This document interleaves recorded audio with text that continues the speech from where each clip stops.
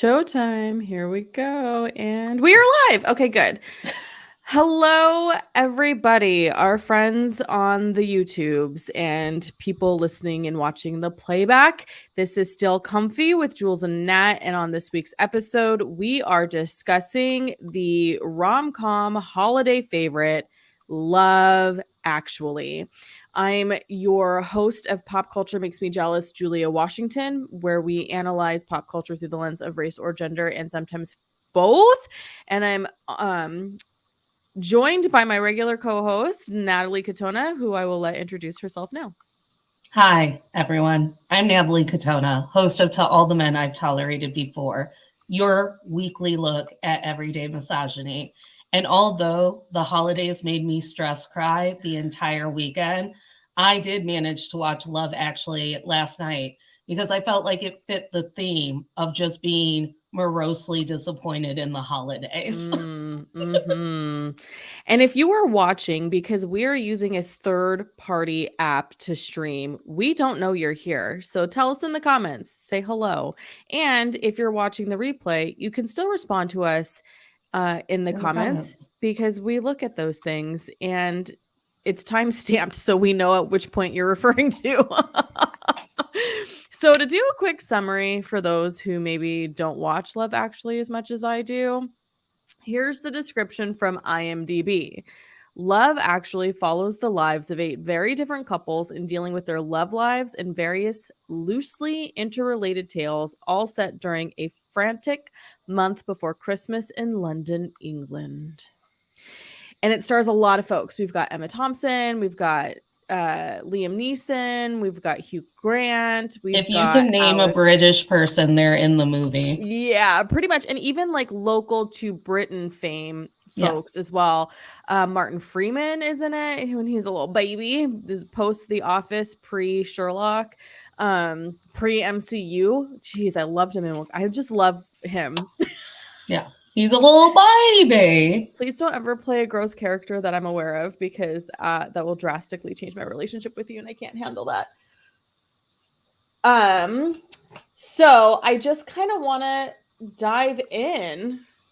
There's 8 couples. I counted 7.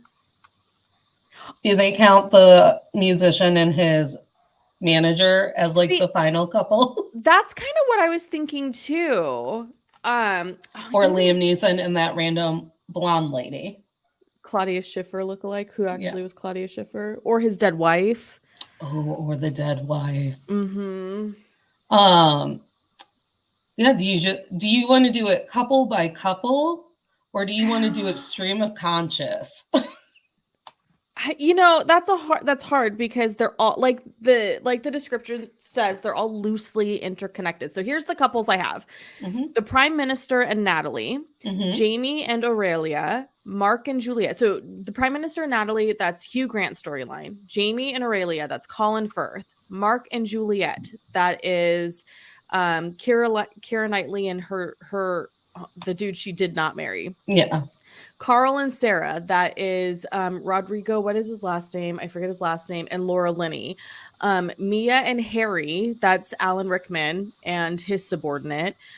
Just Judy and Jack, that is Martin Freeman. They are the couple who are the stand-ins for the porn, which we can talk about that at some point. Yeah. I listed Sam and Joanna, which is the little boy who's now grown as an adult, and his love interest that we don't little August Rose. Yeah, he's so cute. And so those are the 8 couples the 7 couples I have. And then of course you do have Billy Mack and his manager, which I guess you could totally qualify because at the end he is like, turns out you're the one I fucking love because I just spent the last 40 years with you. Exactly. And here's the thing, Bill Nye, only man I trust in this movie. He's the only one ever telling the truth. I was going to say, he's so honest. His character is so honest. And what's interesting is that when I was watching the 20-year anniversary special with Diane Sawyer, they talk about how he was just a stand-in because that character hadn't been cast yet. So he was just a stand-in for the table read, and he did such a brilliant job. They were like, hey, do you want the role? How dare they reduce Bill Nye to the stand-in? Well, and he's and you know, he's this accomplished theater actor like most British people are, because they have actual academies and schools for teenagers to study this craft, and it's like a respected thing. um and so yeah, I thought that was like the most interesting thing I learned from the 20-year special from Diane Sawyer. I love Bill Nye in all iterations. Anytime Bill Nye pops up in anything, I'm like, oh, is he gonna get naked like at the end of Love Actually? Well, I mean, he really is a brilliant actor, which and he's the opener. He's what opens the Yeah. movie, because they're redoing that song "Love Is All Well, Around," but it's like Christmas is all around instead. the ghost of Hugh Grant opens the movie with this entire monologue about how love, like Christmas, is all around. And I'm Oh like, yeah. in a very post-COVID, like meltdown, the world is ending mindset, I'm like, would Hugh Grant still make this monologue about how love is in fact all around? Because that's not what I'm seeing at Target, Hugh. Yeah.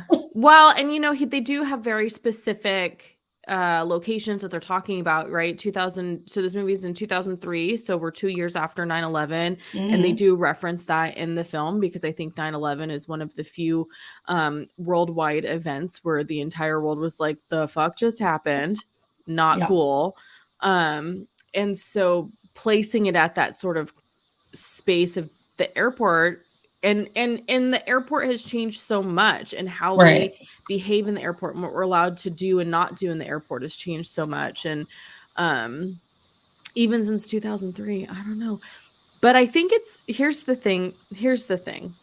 I don't know where we're going to start, so I'm just going to dive into what bothers me the most. Okay, I thought you were about to be like a Love Actually apologist. Like, I realize that in our year of the Lord and Savior 2022, that we have decided that Love Actually is trash. But I'm here to tell you that I watch it every Tuesday for the holiday season. Listen, first of all, okay, I'm going to address what you just said. I do watch it on Thanksgiving every year after, with a huge glass of wine. Hello, Mario. We miss Hi, you too. Mario. Welcome to the show.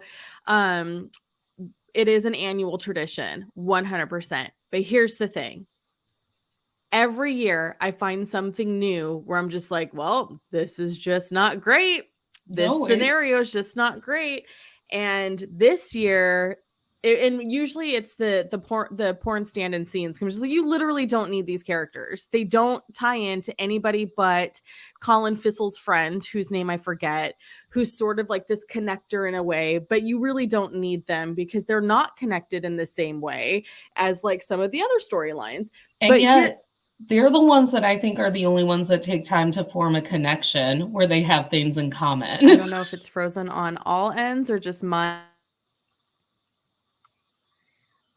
There with us. There we go. Okay, so they're the only ones who are actually forming a relationship. Yeah. That's where you were going. They're Yeah. the only like, they're thrusting against one another and whatever, but they're chatting about like their hobbies and their moms, Yeah, and it's then they go on like super real innocent. dates. It's super sweet. I'm They're like, genuinely talking. he Yeah. like wrote like, when I've never seen anything more romantic than when they're like, cup her titties, and he's like, okay.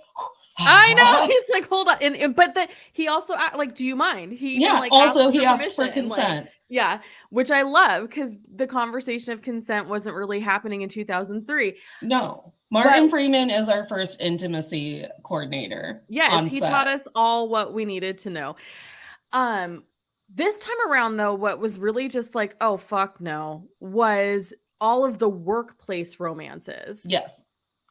Which, 20 years ago, we were brainwashed into believing that's what you were supposed to do to have a relationship, to get booed up, was shop around work, because where else are you gonna meet somebody?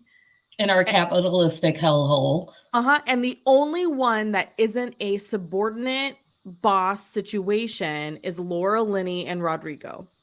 They're colleagues, whereas everybody else is a boss employee scenario. It makes me so sad that that beautiful man's name is Carl. Like, it just doesn't sit right back here when you're trying to make love to a Carl. It's like There's that scene in When Harry Met Sally, you don't make love to a Sheldon. a Sheldon. Like, there's just like this sensation right at the back of my throat when I say Carl. that it's never getting sexier than that. And he's a beautiful man who we don't see, Gorgeous. who we Hmm. don't see in movies very often. I'm like, where has this man He's a been? What Brazilian actor. I I think he's primarily based in Brazil. I don't know. Maybe you I'm know what? mistaken. I started The White Lotus last night, and The White Lotus could use Carl from Love Actually. I It's the perfect movie for him. Oh, the season finale of The White Lotus is a Sunday, right? Do I know? I don't know. I Mario, watched if you're two still watching, you're the episodes. one who told me when the season finale was, and I told you I would start watching it 4 days before the season finale. Do we only have one season or do I have two seasons? There's How two long? seasons. Yeah, the Awesome. second season started a few weeks ago, and Because I don't know how many episodes are in each season, but I don't like to. I want to wait until the end of until I uh, can get through all of. Yes, it's coming this Sunday. Okay, the season finale of White Lotus is coming this Sunday, which means I will start season 1 on Thursday. seven Seven episodes. episodes, so maybe I should actually start it Friday. I accidentally started The Sex Lives of College Girls Oh when my they god, were I in love that like show. episode 4 of season 2, and I was like, "Fuck!" Now I have to watch this like Weekly. weekly. At least there's 2 episodes at a time as opposed to one a Oh, week. I have not caught on to that. I am, as they would call it, a moron.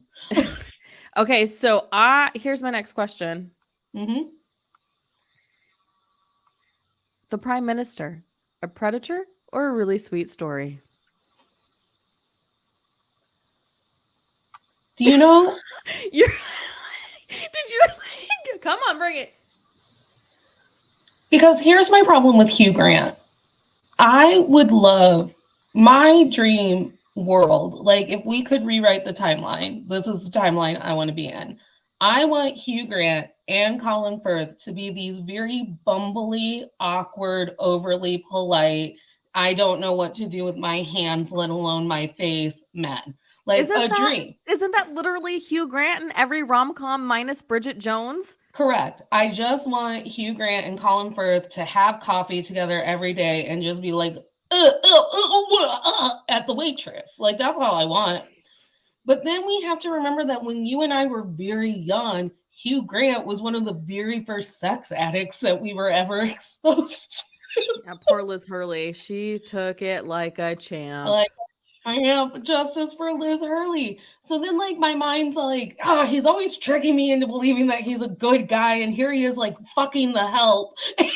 And, but he's got those baby blues and he's just bumble. and there's something about their first interaction where she says shit a series of times and then it escalates to fuck. Yeah. Where I'm like, he's so cute in that interaction because there's like a little like, oh, aha moment to him that makes me believe that there was a genuine connection. And then he's so awkward and I don't know what to do with my hands that I don't know where to place him on the predator list. Well, because we know that his sister in the movie is Emma Thompson's character, and later when they're sneaking into the primary school, she literally says to him, "Oh, 20 years ago, you would have been his type." So that establishes a massive age gap. Yeah, it sure does. It sure does. And they refer to her as like the chubby girl, and that they try to make so it mad. And they try to make it like Hugh Grant shouldn't be attracted to her. And I was like, she's the cutest girl in the show. Like And it's like when he's like, "Would we call her chubby?" And the assistant's like, "Well, that's a pretty sizable ass, huge thighs." And you're just like, Natalie literally says, "I was dumped because my boyfriend thought my thighs were too thick, and now everyone's calling her fat." Like, are you kidding me? Meanwhile, Hugh Grant wants some thighs wrapped around his face. Like, he's like, I can't wait to be crushed by those thighs. And she's not even fat or like large. Like, she to me looks like your average woman of that age. Yes. Honestly, the thing that I had the biggest problem with the gorgeous face. Yeah. When she's fucking beautiful. To the Hugh Grant romance is that I was like, I just feel like it's really irresponsible for us to be making national policy based off of you being fragile because Billy Bob Thornton felt up the girl that you like. I was like, but then we did dedicate an entire show called Scandal around that concept. Well, and I think too, because there is this view that America is the bully, I think it for me it's always been deeper than that. It's always been like, Billy Bob Thornton hitting on Natalie was like the final straw of like, you know what, you guys are not good for us, so we're gonna take a stand, as opposed to like it just being, him being fragile. And let me be clear, even from when this movie first hit the media, when they cast Billy Bob Thornton as the president of these United States, I was like, yes. I go, Billy Bob Thornton is the representation of every president we've had except for Obama. How about how I have predator spelled wrong? Thank you, Mario. I thought he was laughing because I'm so funny. He's laughing because you can't spell. We all know I can't spell. This is not new. And I'm gonna add a. But Billy Bob Thornton is our predator president. The fact that he hasn't even tried to run for president for me like blows my mind, because I was like, no, this is our truest representation of America and American men in politics, unless you are Obama, who was a baby angel and a ray of sunshine in my life. Right. Everyone else, Billy Bob Thornton. Like, it just autofills now. Yeah, I get that. I totally get that. 20-ish years, 19 years ago, I was like, oh my God, I love how he's so sweet about her. And I love that he's like, just so, I don't know. I just thought it was protecting her from that guy that wears Angelina Jolie's blood. Yeah. Is this, so it's 2003. Is this the Angelina era for Billy Bob Thornton? I don't know.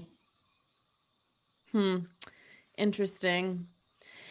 Either way, now as a grown-ass adult who's had, several instances that could be qualified as sexual harassment in the workplace, I'm not comfortable with like your boss being attracted to an employee. Like I'm over that particular story trope, if you will. Also, because I think this is a perfect segue into how I haven't watched this movie since Alan Rickman died, and it's because I didn't need this movie to be part of my grieving process, because I'm mad at him the whole movie. And for me, that storyline was really hard, because he's kind of like, well, I'm just sort of going along following this woman's lead, where really it's like, sir, you're the boss. You have it in your power to shut that shit down. But instead, you're letting her do it.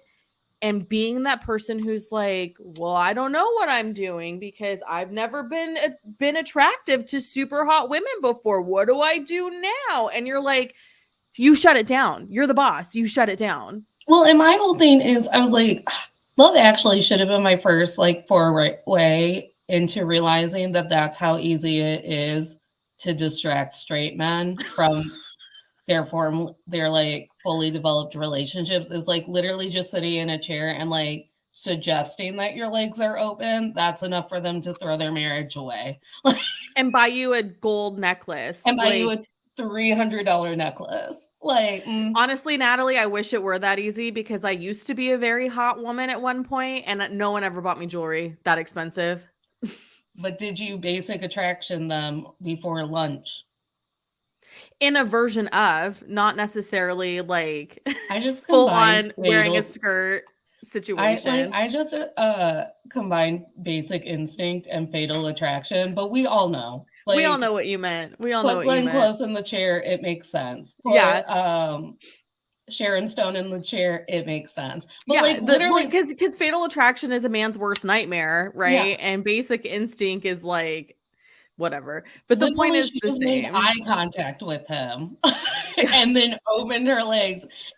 And Alan Rickman was like, Emma Thompson, who? Which fills me with rage. Like, the idea that Emma Thompson would ever be wronged, like, literally drives me to violence. I'm like, So do you want to hurt Eric Bana? Because he cheated on her when they were married.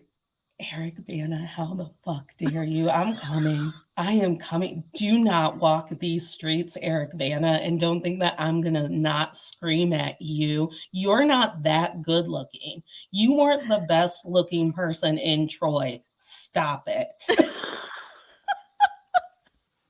I'm going to find, does he walking these streets thinking he's safe because I didn't know that A, he got to marry Emma Thompson, Yeah, and B, like he then 40-ish years cheated ago. on her? Yeah. Absolutely not. I am going to find him. And it was the late 80s. She actually recently just opened up about how hard that was for her and what it did for her It's hard for self-esteem. me right now, Emma. It's hard Yeah. for me right now, But Emma Thompson. the other part that's really hard about that storyline is that they have this really beautiful moment about Joni Mitchell. And she's like, Joni Mitchell taught me to love. Like, you are welcome. Right. And then the gift he gets her is a Joni Mitchell CD, which is really thoughtful, but Mm-hmm. not the thoughtful gift she thought. No. And that makes me mad because it's like, well, what is like you are perpetuating this I'm a bumbling fool who only thinks with my penis trope. Yeah. I love Joni Mitchell and I credit Emma Thompson to it because I'm obsessed with her. Obsessed with her. And she is beautiful and she's so wickedly smart and Yep. witty and all of it that, like, literally Eric Bana cannot walk these streets and not He's think that like, I'm going to give him a piece of my mind. she's too good for him. She probably was always too good for him. It's like how, oh, who cheated on Minnie Driver? And I was like, that's it. I'm lighting the world on Oh, fire. They Matt don't. Damon, right? Wasn't Matt he? Yeah. Damon. Do you know how we say Matt Damon's name because they put him in that puppet movie? Matt Damon. That's how I say his name. I can't say his name the correct way. And he cheated on Minnie Driver. Also a beautiful woman. On the Minnie Driver. Like, I will literally just light the world on fire about Convinced it. her to be his under his with his talent agent, which ultimately tanked her career for a hot second.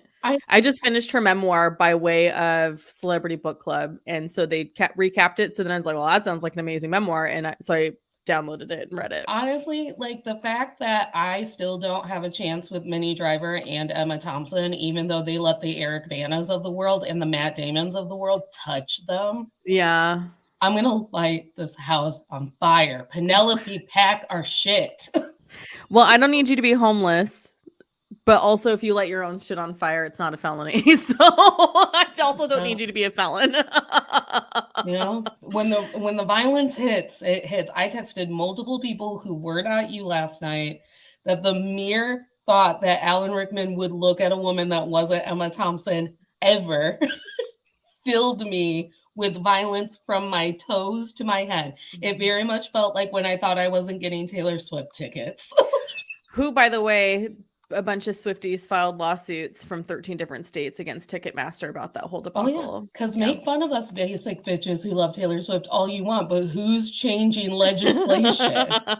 Who's all of a sudden rocking the boat? Yeah. I do want to add, too, the Emma Thompson, Alan Rickman storyline. In the end, after the Christmas play, and she's like, I caught you, you piece of shit. Mm-hmm. And she's very emotionally distraught because this is her entire life. That performance was beautiful. One. Two, and then she has to turn around and make her children feel loved and supported and cared for. Like, that scene in itself perfectly encapsulates what it's like to have a full range of emotions when you are a woman. And a mother on top of that. With a family and a husband, like all of it. Like, that scene gets me every time because 19 years ago, I felt the emotion I felt for her. Fast forward 19 years, I'm a mother myself. I've had multiple relationships myself, and it's just there's no better performance. You know what?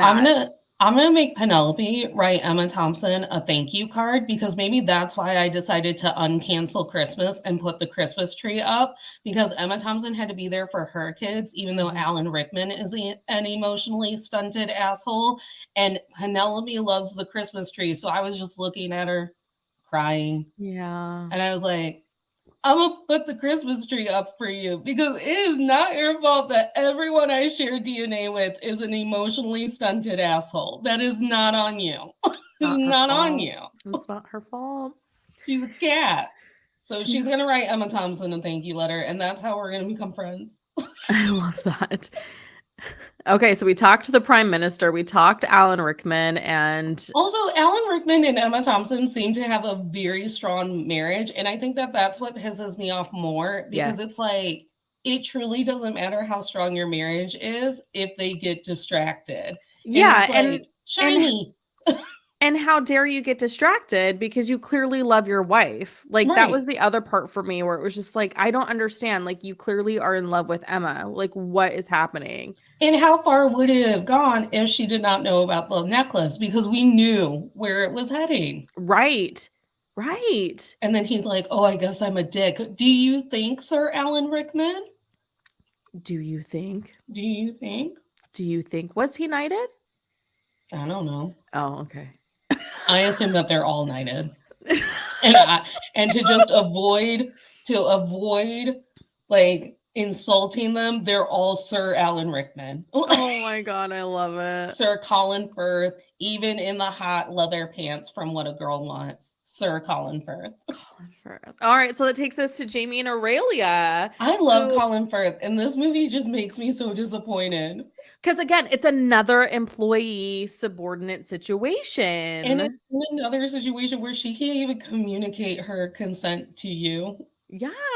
You're just like, you saw her boobs in like a department store or bra, and you're like, you are exactly who will make my ego and my penis forget that my girlfriend is fucking my brother right now. Yeah.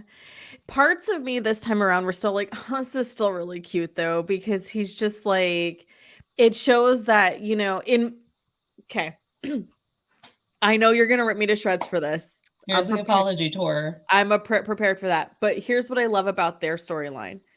How it shows that you can still sort of exist next to each other and feel safe and comfort. And it's not like, and so like the, you know how music is like the universal language. It's like telling us that love is also a universal language, right? Like it doesn't matter that there's a language barrier. They can parallel exist and still find comfort. Well, you sound like the parents that won't learn sign language when their child is deaf. It's like, why do we have to? He knows we like him. No, I feel like that's different because they both do in the end go and learn the other's language so they can communicate. I just need you to know that the whole idea that like the vibes will send me to love, because it's just your pheromones. Do you know how many times I fucked a narcissist because the vibe felt good? I was like, this feels okay. This feels like it won't emotionally damage me for about 3 more months, so might as well do it now. The pheromones.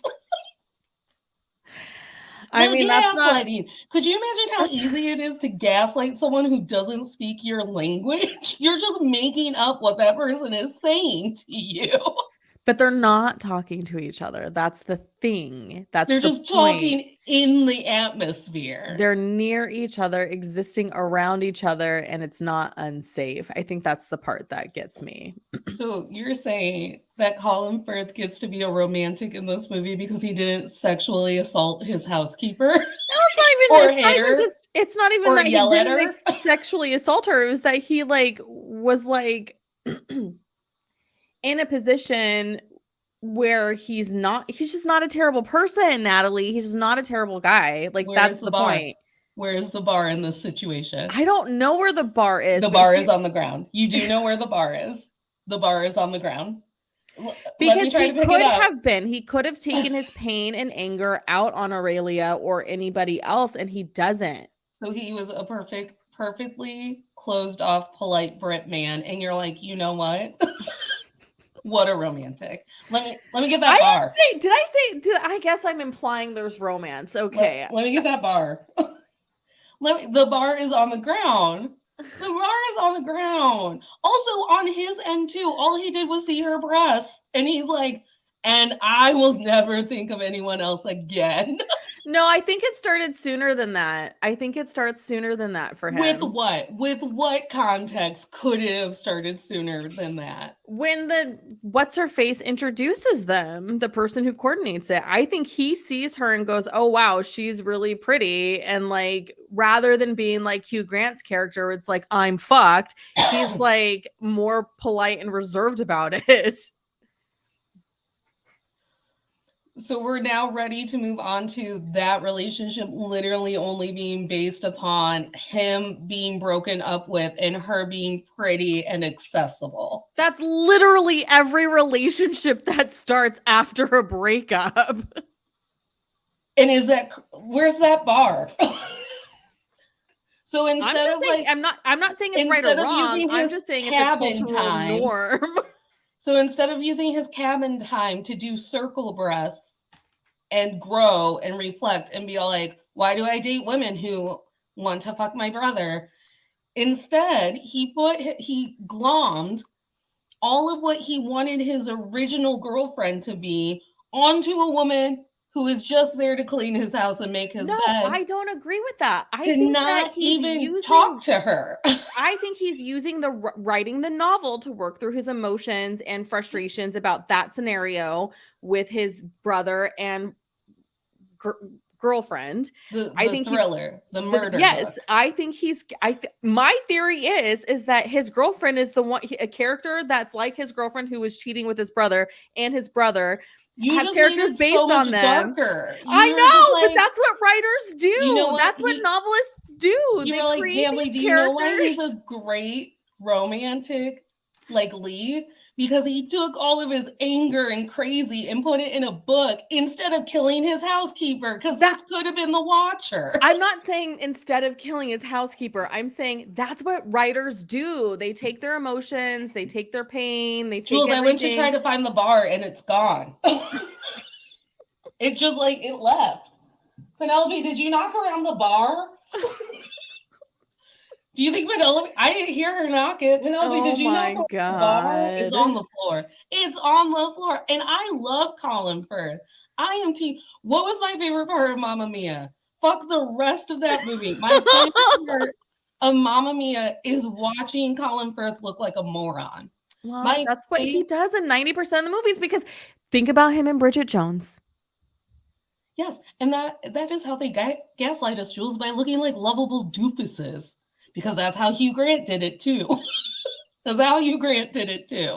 And then he cheated on Elizabeth Hurley. Who could have fallen in love with Brendan Fraser himself by doing movies like Notting Hill and Love Actually and whatever other rom-coms. And then do you remember how hard we made fun of that sex worker? Was her name Diamond? What was her name? Oh, I don't remember. Anyways, her picture is seared into my brain, because did we make fun of Hugh Grant for cheating on Elizabeth Hurley? No, we made fun of how this sex worker looked and that she was able to bag Hugh Grant. It's how they get us with the whole like, trash. I'm just a doofus. Watch me try to wedge into these rock and roll leather pants, Amanda Bynes. I love Colin Firth. I am always on Team Colin Firth. I love to watch him bumble around. But like, I feel like their story is the laziest. Okay. That's fair. Which begs me to ask, who is the least cringy couple? I told you it's the porno couple. Oh, that's right. You did say that. I love the porno couple. I think that is actually what a meet cute is. Yeah. And technically, I wouldn't even classify them as like one of those weird workplace romances, because they're clear, because in that business, you're always on different sets. So this is the first time they've encountered one another at work. Yeah. In this scenario, they are colleagues, though. Yeah. In this time and place, they are colleagues. Oh, so I didn't even have them classified as colleagues when I was listing off the situations. I was thinking of Harry and Mia, whatever. Yeah. Carl and Sarah. And then I was thinking of the Prime Minister and Natalie. Yeah. No. So there's actually more, because then there's just Judy and Jack. Yeah, it's the porno couple. They're the actual ones who are like, this is funny. We have to be naked. And like, let me remind everyone in the audience that not Colin Firth, because I don't think he would ever be able to pull it off, but Colin Farrell, when they were shooting, no, it wasn't about Colin Farrell. It was another one of my heartthrobs.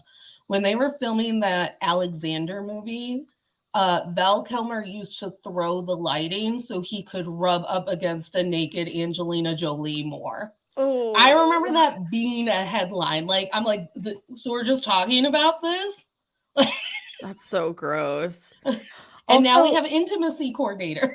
yeah, but also I'm curious. I don't know a whole lot about the industry and how pornography is made. I just know that they have to take STD tests. That's what I know. Also, But I'm this was wondering how often do you have stand-ins like that to for lighting and stuff? Like that, so I'm confused by that. this was a watch through.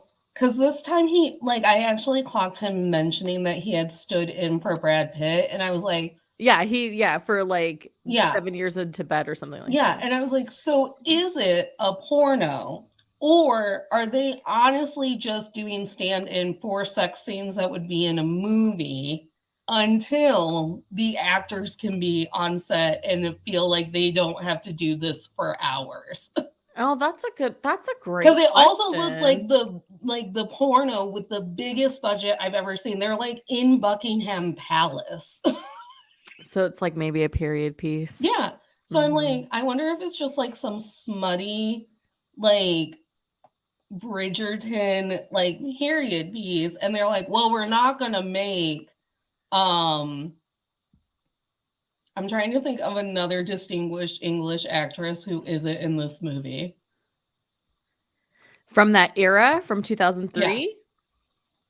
Or just in general. Oh, like Emma Watson or something like So that. we're not going to make Emma Watson be rubbed up against by Billy Boyd for 3 hours. We're instead going to bring in these stand-ins, get the lighting right, get the angles right, and get the shots right. So when Emma Watson has to get naked, she only has to be naked for 25 minutes. But also that's the assumption that you're working with a cast where both leads are the same coloring, so you can do pre-lighting like that. Well, Cause wouldn't like, they? cause like my sister and I, you can't do the same lighting on my sister and I, and we come from the same parents. You just can't. Like Correct, but it's a like whole thing. then they would have different stand-ins. Right, which actually then brings to Love Actually is not a diverse movie in any No, way, shape, or there's form. one black guy and his friend is trying to fuck his wife. And I'm like, why, Rick from Walking Dead? There's two. There's the one who's friends with Colin Fissel, who Oh, goes yeah. to the US, who is the connector for Just Judy and there's another one that he connects. But then yeah, and then the other guy, Sam and Juliet. Is that his name, Sam? Yeah. No, Sam is I, the kid. But yeah, I don't know how to say his last name, his it's first fine. name, but he's very much have a I, substance. I literally poked my brainstem out of the Colin Thistle part of the movie because I was like, I cannot sit through this. But at I, the end, though, when he walks into like a Wisconsin bar I and he's can't. like, And and they're like, there's "Oh my God, baby your January accent!" Jones. So I was sorry, I was like, "Girl, I cannot tell you how many times I have been in that scenario. Not the whole we sleep naked in bed and you can join us shit, but the whole like, oh, that guy's from England. Let's circle and see who Oh, he picks." the trope is completely valid. It's not the American part that pisses me off. It's literally everything that leads up to the America part where he's like sexually harassing like waitresses and coworkers and then is like bitching to his friend. I don't understand why I'm single. I'm so nice and charming. I told Brenda she was too fat to date me anyways, but I'm a nice guy. Like that's what I'm like, no. I was like, I will not. This is like pre Love is Blind. I shouldn't have to know that this is how men talk to about us to their friends. Yeah. No, I Yeah. had to like poke it out of my brain. I was like, we're gonna erase it. It's too traumatizing. Yeah. Do you want to talk about Mark and Juliet? Is that Keira Knightley? Mhm. Is Because this that where? scene, it's Carol Singers, the cue card shit shows up in Mhm. so much stuff So now. much shit. Like that's something that's cute. It's like it's not cute to betray your best friend by admitting to his wife that you're in love with her. But you know what I appreciate about it is that he's like, here's why I've been a dick. I'm letting it go now. Like that's like I appreciate that he's not like continuing on. I appreciate that he's like, hey, I've been a dick because it turns out I'm in love with you, but I'm also gonna stop now because it's gonna ruin everything. This is also where I have to break it to you that number one, I don't know what it is about Keira Knightley, but I hate her. That's okay. A Like lot of people do. I mean, everything she's not about her everyone's face, vibe. everything about her face pisses me off. Before we knew that Johnny Depp was an asshole, I believed she had ruined the Pirates of the Caribbean franchise for me. Like there are just people when I see them, I'm like, their face pisses me off. Edward Cullen from and Kristen Stewart from Twilight, they piss me off. Like my whole body, their face pops up, and I'm like, I fucking just can't. Josh Groban also, I would punch Josh Groban in the throat, and he's done nothing Wow. wrong. I find him adorable. Sure, people do, and he has the voice of an angel. But Sue Sylvester one time said on Glee, fuck you, Josh Groban. And I was like, that's exactly how I felt the entire time. Oh my god. Okay, so but back to Juliet and Mark. So this is also where I have to break it to you that I do believe that love can be a choice. And there are certain situations where you pump the brake on it. Like, Yeah, I literally, don't what does he know about disagree. Keira Knightley? She literally says, you've never liked hanging out with us. So, like, he got hard once at a bar and was like, I'm in love with my best friend's wife. He doesn't have to say anything to her for him to be in love with her. Like that's I think something like being in someone's presence doesn't It's one of necessarily mean No, it's creepy. It's creepy. I'm also over. It's a very U-esque concept where I was at the bookstore stalking you, and we've never had any interaction ever, and you're but marrying my best it's not that friend. they haven't had interaction ever. He's the best friend of her There's husband. So not. they've like I interpreted it as they've hung out a lot and Mark is like I can't do this because I'm in love like every time I hang out with you guys and she opens her mouth I'm falling more and more in love with her and it's hard. And So I it's think like a defense mechanism to be a dick. correct. But I do think that at some point you just pump the brakes on it. You literally date anyone else. Why are That's you what a he pervert? does. That's the whole point He of his doesn't do it until storyline in they're the married and movie. he's caught. But that's the whole point of his story because it's like, well, you know, it's like how long it's I think it's not that I think that getting caught is the point for him where he's like, "Oh fuck, I have to stop." Do I you know think who he that's what it is? is for him. He's the Uncle Keith of this movie. Like, I've just been living my life, planning a wedding, going to trivia with my soon to be husband. His weird ass friend doesn't speak to me and is often very rude. And then, just like Uncle Keith did to Karen, he Oh my shows up god. on my porch and is like, have you not noticed that surprise? I'm in love with you and you're meant to be with me. No, it's too, you should have taught. I need someone to page Penn Badgley because he would agree with me. I Yeah, need someone to I get mean, the I don't know if Gossip he would Girl dude. I don't know if he would agree with you specifically about Love is Actually, but somebody on Twitter did say to him, like, oh my God, I'm obsessed with Joe. I want this character, da da da. And Penn Badgley was like, no, you don't. What is wrong with our culture that this is deemed a desirable situation? So, and Joe from You is the extreme because he actually murders and harms people. But I am also saying that the Uncle Keiths and Rick in Love is Blind are as creepy because they're just like silently in your vicinity making up these love stories in their head about you. And then one day you're just living your life and they're like, bah! But And that's then something that we are sold as women that we should want. that That was my it's you next want point. somebody to notice that you're adorable, to notice that you're intelligent, to notice that you're all these things, and to come to you and say, hey, I've noticed all of these amazing things about you that no one else has noticed. And I'm saying that now is the time where I am always going to call this out as creepy. The Uncle Keith of the world and the Rick, that's not his name in the Love Actually movie, but he's Rick from The Walking Dead with a Mark, baby face. Mark in Love Actually, yeah.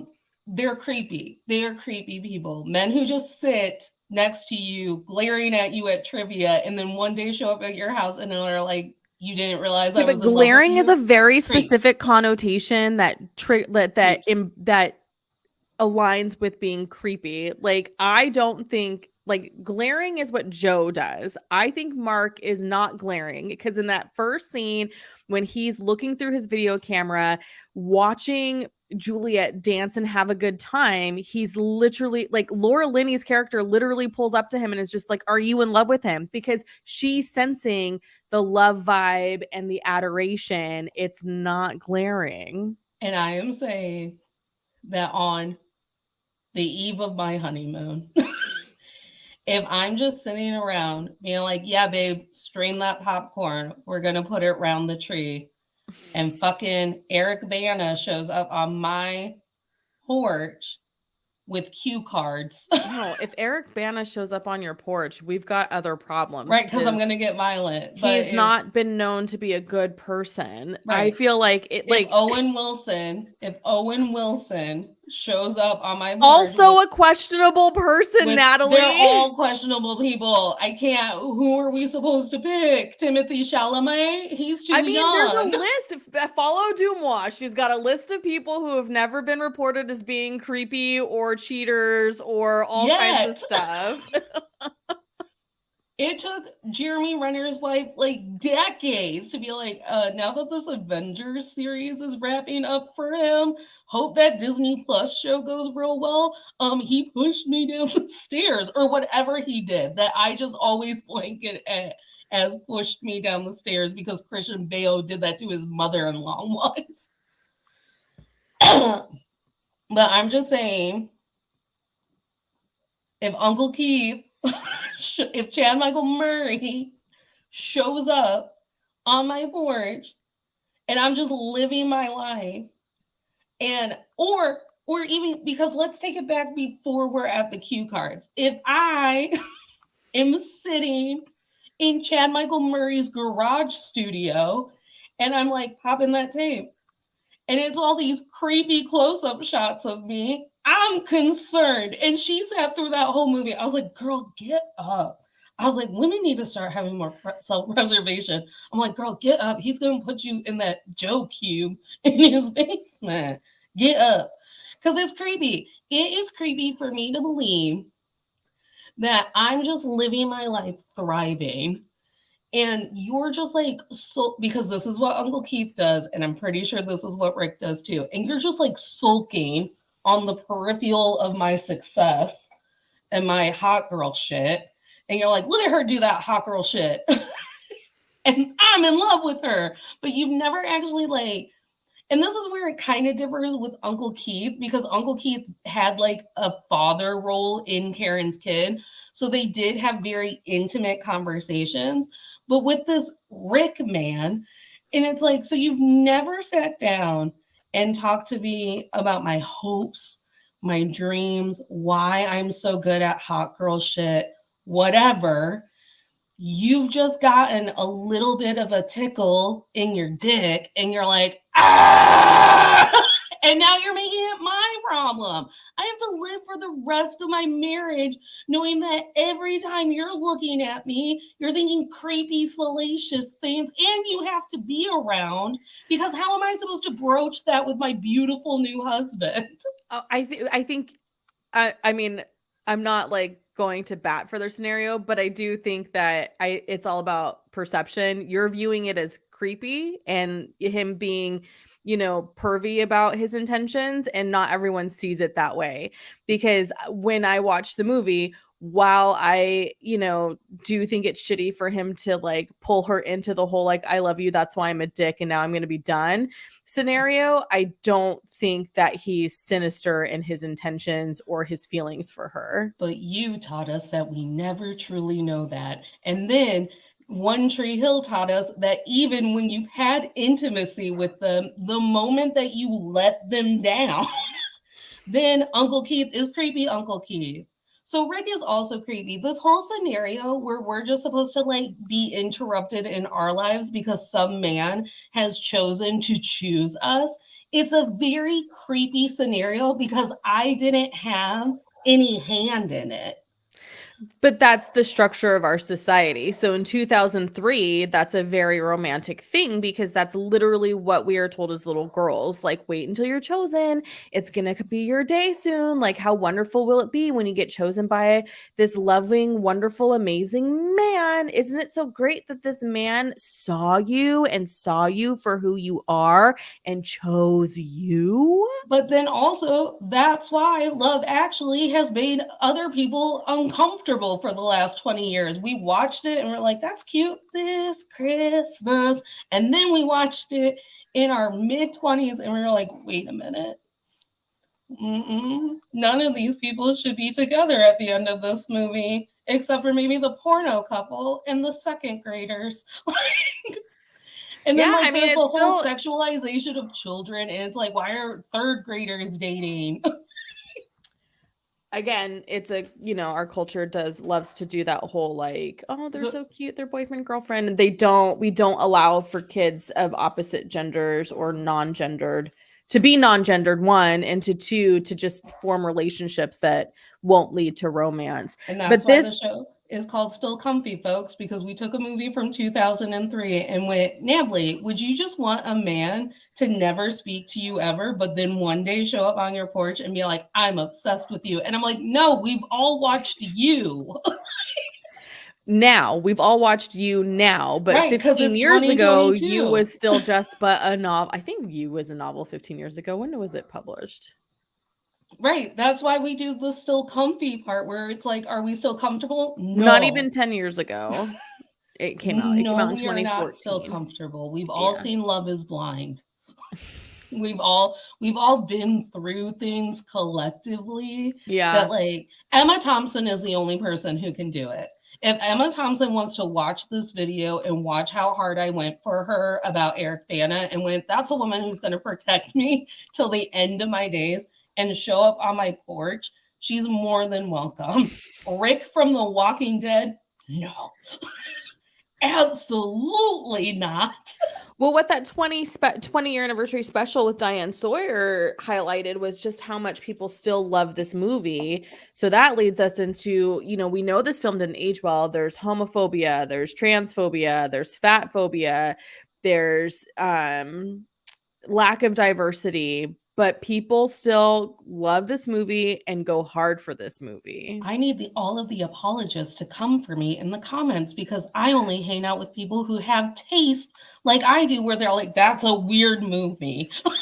It's a weird movie. And I'm like, you're right. Like we grew up, we all went through some relationships ourselves, and now we're like, love is not actually happening this Christmas. And so I keep singing This Christmas, but that song isn't in the movie. Because I can't remember the Bill Nye song. I can't remember it. Okay. And I've tried to. Checking. I've tried to. I'm like, I know that it ends instead of love. It's like love is all around, but it's Christmas is all around. But around is in the middle of the phrase because it ends on Christmas. That's why he keeps fucking it up. I feel it in my fingers. I feel it in my toes. Feel it in my toes. Christmas is all around us, and so the feeling grows. Oh, there it is. And you know what? Bill Nye was all like, this is some crock of shit. And that's why he's the only honest man in this movie. Have you seen him in About Time?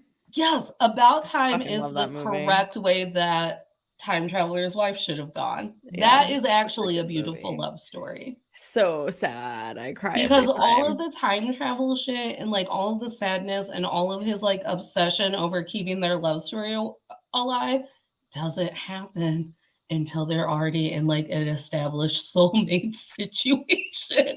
He doesn't go back to Rachel McAdams. Is it Rachel McAdams in Yeah. both movies? Yeah. He doesn't go back to Rachel McAdams when she's 4 years old. It's like, hey, come here. Well, and Big Daddy husband over here.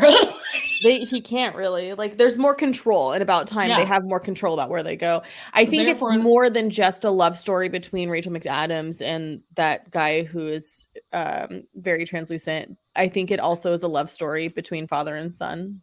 The translucent ginger. He's a cutie patootie, but I can't remember his name. What if he's friends with my new soulmate, Emma Thompson? You're going to have to get it together. You can't just call him the translucent ginger while I'm keeping Emma Thompson safe. Not to justify it, but people have called me some pretty horrific things based on my racial identity. So I feel like if I struggle, it's okay. I don't know. That's fucked up. I shouldn't have said that. Right, because as you know, I was knee deep. I was elbows deep in the Love is Blind comments after the internet turned against the nib.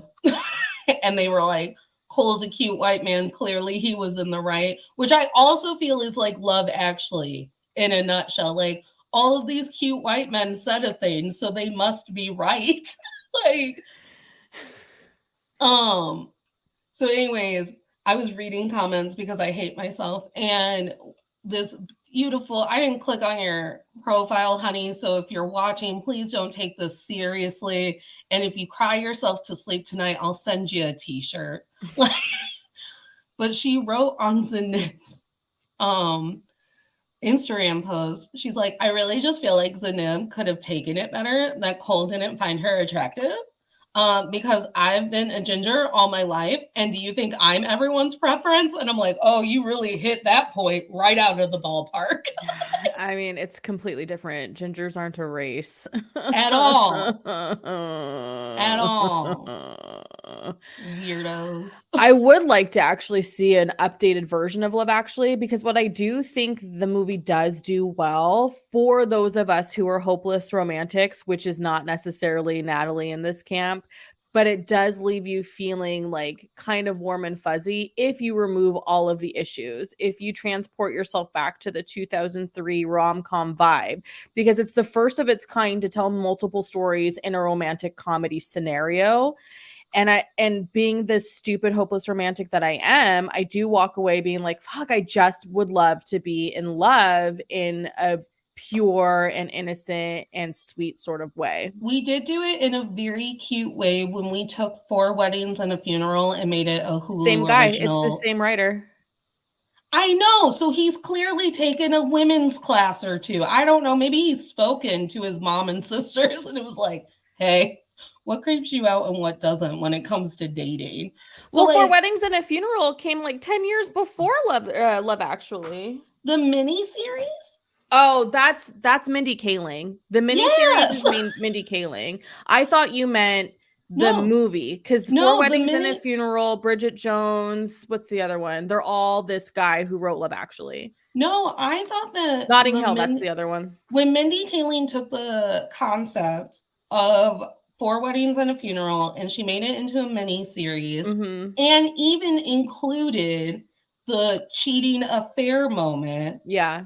It's like how I could never get on board with the book series and the movie series Something Borrowed, because Snow White from One Tree Hill, who's Whitney Cummings' best friend, and I love her, so I'm sorry I can't remember your name right now. Snow White from One Tree Hill? Not One Tree Hill, Once Upon a Time. Jennifer Goodwin. Is how Jennifer Goodwin, just like, because she's the main character, she never takes responsibility for it, because our main characters are like in rom-coms are like just unfathomable. And then when like Kate Hudson shows up and she's like, clearly my boyfriend is here, and she's like, no, just his jacket though. like I literally just saw a TikTok about it. I was like, man, I hated that movie. and I could never read the books, even though I guess the sequel is about Kate Hudson's character doing hot girl shit. But I mean, yes and no. I mean, because the book, what bothered me about the book to screen adaptation on that one is there is a whole chapter where Jennifer Goodwin's character does go home and is like, what the fuck is going on in my life? And I think it's her mom is just like, bitch, here's the reality check you need. yeah. And you don't get that in the movie. So I think what like Love Actually perpetuates is this myth that if it's love, it just automatically gets to be okay. Yeah. And I think when Mindy Kaling updated like 4 Weddings and a Funeral, we got to see more of the I made a choice. Mm-hmm. It turned out to be an icky choice. Mm-hmm. There have been icky consequences, and now I am working through these consequences. Yeah. So I think like Hugh Grant's like there's a lot of elements of Love Actually in Mindy Kaling's 4 Weddings and a Funeral. Right.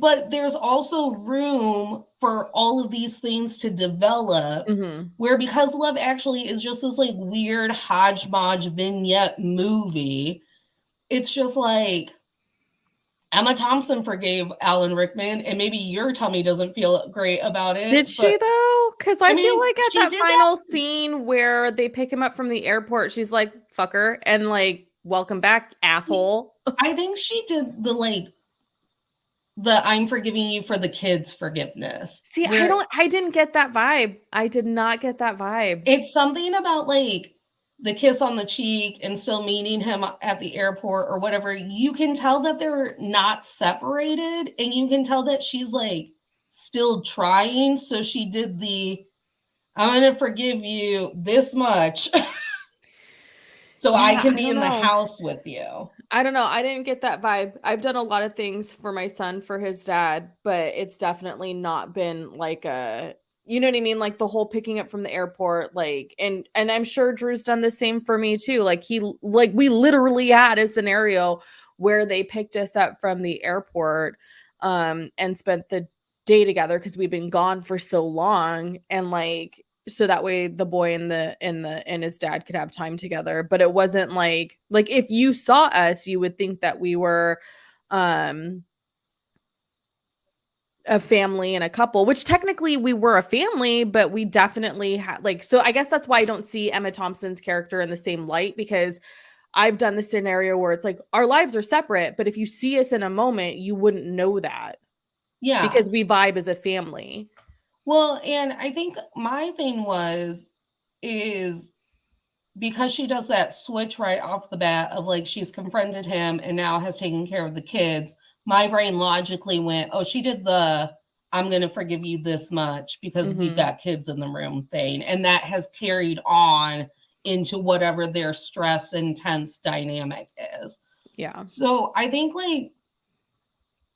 Love Actually is just this movie that perpetuates this myth that like we don't question love. And I think this is how we all ended up in toxic relationships with the people that we share DNA with. It's because you're not allowed to talk to the people who love you about how their love affects you. And you're like, hi, hello. I'm a 34-year-old woman who lives on my own and has my own brain and heart. And I would like to have a grown-up conversation about why you can't say that to me. Yeah. And I think a lot of that is because there's this idea about family where you're just like, you don't question it. You should be grateful because it could be worse. And I think and for those who have it worse, there's this perpetuation of like, you really shouldn't talk shit about your family because it could be like mine.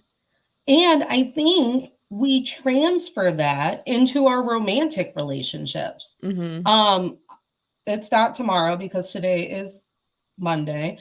It's not even tomorrow if today was for Still Comfy Tuesday because it's Thursday. On Thursday, I am recording an episode about all or nothing thinking and how that presents itself in my relationships. And that starts in your families. Like we're all in. We all have each other's backs. Like, and to a certain extent, it's how you gaslight kids into never telling their teacher that you hit them once a week or whatever. But when you take that into a romantic sense, like Love Actually, where it's like well, I'll stick around because Alan Rickman and I have been married for 30 years, and like he didn't fuck the secretary. Or Laura Linney's relationship with her ill brother, or Yeah. and how that is now going to affect her romantic relationships because she can't be all in on Carl. And he's probably Yeah. going to expect a little bit to be like all in on, which I'm sorry, I do need a reboot to see if Laura Linney eventually gets dicked down by Carl. They did do a special for Red Nose Day a couple years ago, post Alan Rickman's death, and I They don't did some remember. dicking down for Red Nose Day. Well, I don't know if they did some digging, but they did like a where are they now type of situation for Red Nose Day with the Love Actually cast. And the writer of the film, wrote scenarios for each couple, but I think he did something special for Emma Thompson because Alan Rickman was no longer with us, but that does exist. But to the Carl and Sarah scenario, when she has him in her flat and he's like, and her He's brother's literally just in the calling and cute calling and underwear. calling, and he's literally like, will it make him better? And she admits that it won't and still answers the phone anyway. That was to me, that was just like so heartbreaking because it showed that she was, to me, it showed she was too afraid to accept the fact that Carl could really actually truly be in love with her as well. And then also she found comfort in the toxic relationship she has with her brother and is unwilling to move from that, or the unwillingness is stemming from fear to move from that. And that broke my heart because listen, if a hot Brazilian were to be like, hey girl, I am so into what you are doing with this, I'd be like, peace, mom. Bye, dad. See you, family. I'm I'm heading sorry, who to Brazil. fell? I'm learning Portuguese. I'm out. Who fell? That's too bad. How inconvenient.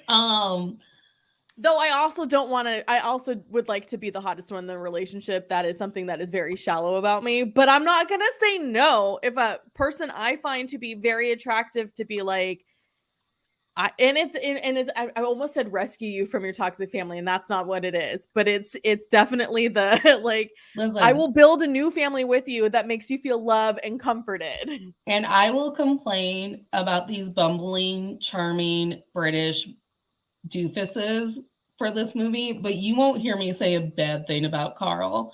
He handles that whole situation, and I think it's because we don't know where they end up at the end of the movie that I can still have faith that he handled that with grace and kindness and acceptance or whatever, because we've also been told that once someone takes their pants off, there better be a little bit of business or else you've disappointed someone to the point of no return, to where we made up a medical term about it. Yeah. And I think that's why Carl's my favorite. Yeah. He's so cute, he's so kind, he's so, he's for the most part silent in the movie, and as we know, that's my preferred type, quiet. Don't talk to me. Um and Louise.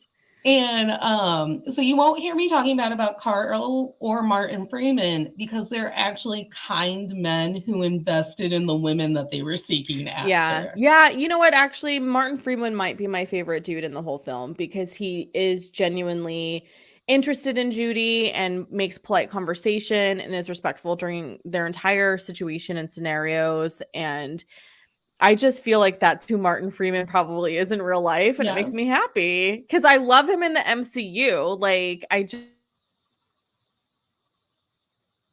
stalemate with it. There it is. I don't know if it was me or you, but I did not. I heard that you loved him in the MCU. No, I am always team Frodo Baggins, mostly because I don't write fan fiction, but the fan fiction in my head when I'm alone in the dark in my room is that Martin Freeman and Benedict Cumberbatch make sweet, sweet love with one another, but he's still Smaug the dragon and he's still Frodo Baggins the hobbit. And it just anatomically works, and we don't really have to go into the science of it, but it's gentle, but also a little scary, which is also kind of what I did. You know what I love about Benedict Cumberbatch? When he and his now wife announced they were getting married, it was just a simple statement made in the paper in like the announcement sections that used to exist when hard copies of papers. Mario just gave me devastating news on accident. No, I did not know that Kirstie Alley passed away today. What? I'm literally finding this out live on the internet, and Oh, now we have to yeah. do Drop Dead Gorgeous, which is the one I thought I was worried the most about doing on this show. It didn't age well, but I can quote the whole movie. Yeah, he posted a comment on there, and I just now saw it. That's really sad. Oh, I might have to watch Cheers tonight. Oh my God, I can't. She's not even that old. No.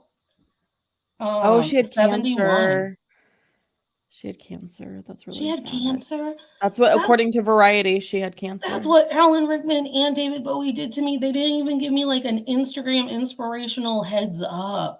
So I mean, Chadwick Boseman did the same thing. Nobody knew that he had colon cancer, and then, you know, the internet ridiculed him for being so skinny, and then 2 weeks later he passed from colon cancer. And I need everyone to know that we need to collectively be kinder, because I'm tired of getting blindsided because celebrities won't share their struggles with us because we're not nice. I mean, I'm going to say the collective internet. I feel like I would have been very understanding and posted and given her encouraging posts. I know. I choose to be kind on the internet. If I'm going to be a dick, I'm going to side text my best friend and talk shit there. I'm not going to do that on the internet. Oh, can we do It Takes Two with Gutenberg? Oh, I love that movie. My sister and I watched It Takes Two for every day, multiple times for an entire summer. That summer it came out on VHS. We literally melted the tape. I watched it in the theater. Okay, so you know what? Let's wrap up so you and I can both have some time to like deal with our emotions when it comes to We didn't even talk about Liam Neeson. You know what? That's okay, because that one has to deal with grief and death. So we'll just, you know what? We'll just. I do have a comment about Liam Neeson. Okay. Because Liam Neeson's wife, Natasha Richardson from The Parent Trap, died tragically. And of the very famous Redgrave family. Yeah.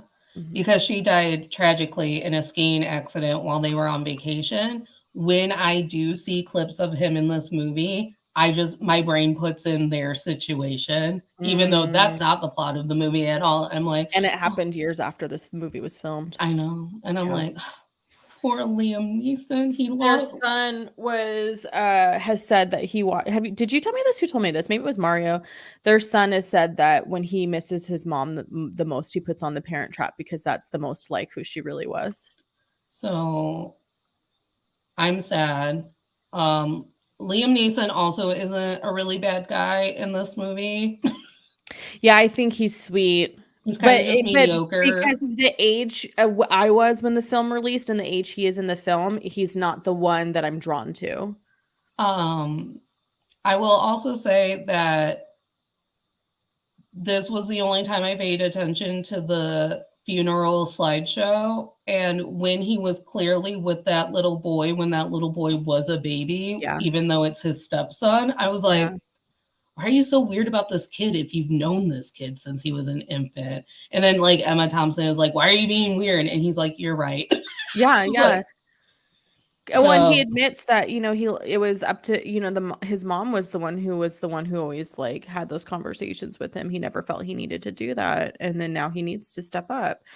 Okay, so we're just gonna wrap because I can't focus because I really want to read these articles about Kirstie Alley, because that's so Natalie, tell everybody where all the things about you. Are we doing the still comfy question? Oh fuck yeah, okay. Do you want to do your I'm like having a hard time focusing. So yeah, go ahead. Are you still comfy? What's your comfort level? Are you still comfy with Love Actually? No. Maybe if Mindy Kaling wanted to redo it and like make it diverse, maybe a mini series would be good. Yeah, and a mini series rather, because then you can a mini series rather, so I could feel emotionally invested into this obsessive love, because right now it's coming off as really obsessive and not a natural love that fostered between a bunch of people. I could be on board, but 2022 Natalie has seen You. Well, And and I think the vignettes are because vignettes were so new in 2020 in mhm, 2003, and now we have a better handle on how to succinctly tell vignette stories in a 2-hour period. I think if somebody were to step up and update the script, I think it could be done. I think yeah. it could be better. So Mindy Kaling, Mario, thank you so much. I yeah, appreciate you for telling us anyway. It's we okay to love you, throw me off. I was Mario. already having a hard time with grief today because it's the anniversary of a friend's passing, and Facebook reminded me this morning. So I was already in a weird headspace about death. So, Yeah. you don't have to apologize. Death I'm comes. sure my sister tried to text me and my phone's just on Do Not Disturb. She is usually the person who will say, before you open your phone, another Glee actor has died. So you might as well know now. Because that should be cursed. Yeah, and it's just been a lot. It's just been a lot. And outside of celebrity death, I've had a lot of death happen in the last 8 weeks in my life. So there's just a whole lot of that happening, and keeping your shit together to work through is not always easy. And to a lesser extent, my holiday cheer died over the weekend. So I'm not comfortable with this movie. Yeah. If Mindy Kaling or Emma Thompson want to call me for how we could flesh this out and make it better, I'm available. If you're filming a sex scene or a porno with plus size actresses and you need stand-ins, I also felt like I could do that job. So I do want to add, well, for me, I want to say I'm not super comfortable with Love Is Actually, and I've actually had issues with it probably going on like 18 years. But I do watch it to sort of jumpstart the holiday season into the winter for me at the end of Thanksgiving every year. And I'm I trying don't to know if I'll ever stop doing that, if I'm going to be honest. I mean comfort movies become your comfort movies. I'm trying to think what Krampus. But also Elf. I love Elf. Mhm. Which came out when I was older. So that doesn't also the Santa Claus, which we canceled doing today, so we could talk about Love Actually. But the Santa Claus and Tim Allen, bad man, in I was gonna case no say, I one feel knew. like, yeah, I was gonna say, I feel like it's okay if we don't give Tim Allen a platform. That's right, because Tim Allen, bad man, in case we didn't know. And if you want to know, oh, it is Krampus Day. Happy Krampus Nacht, everyone. And remember, Krampus doesn't care, kids, if you're a productive drone to capitalism. He only cares if you're an asshole, so he can put you in his sack and beat you with a stick. He's my preferred Christmas deity. Nice, nice. Tell everybody where they can find you.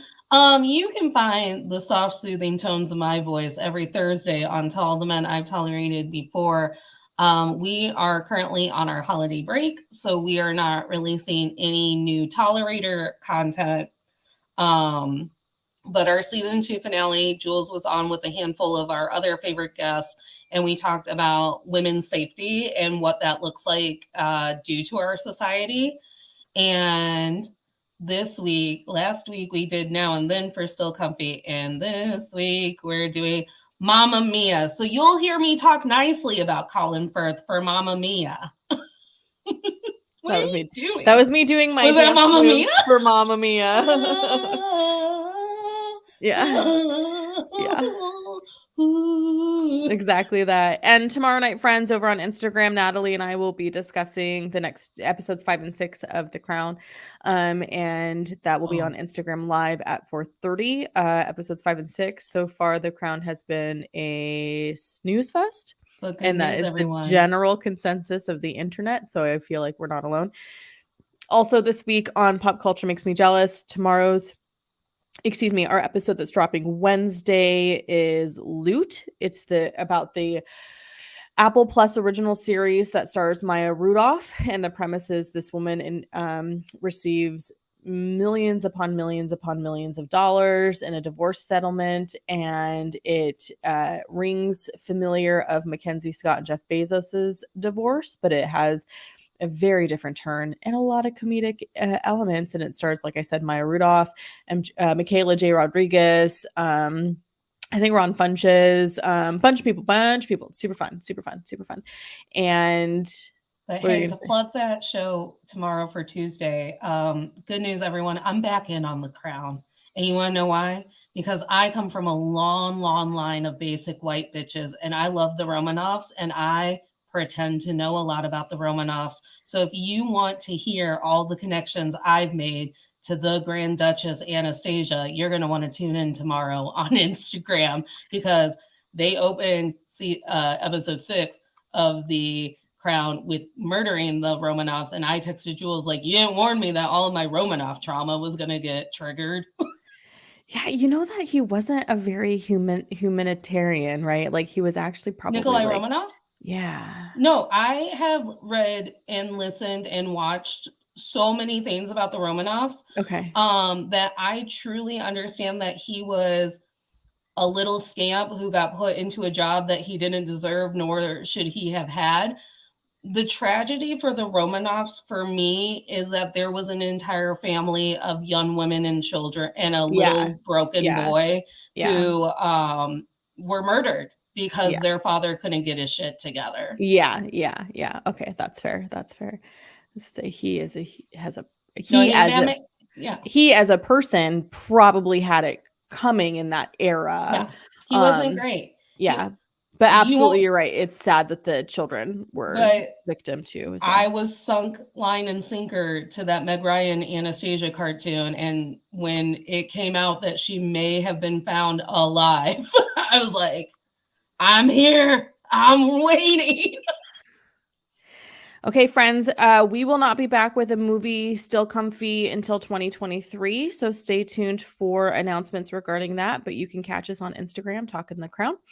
And Natalie, why don't you say our closing tag? Hey, everyone, the holidays are hard. So I just want you to remember to stay cozy and stay comfy. See you next time, friends.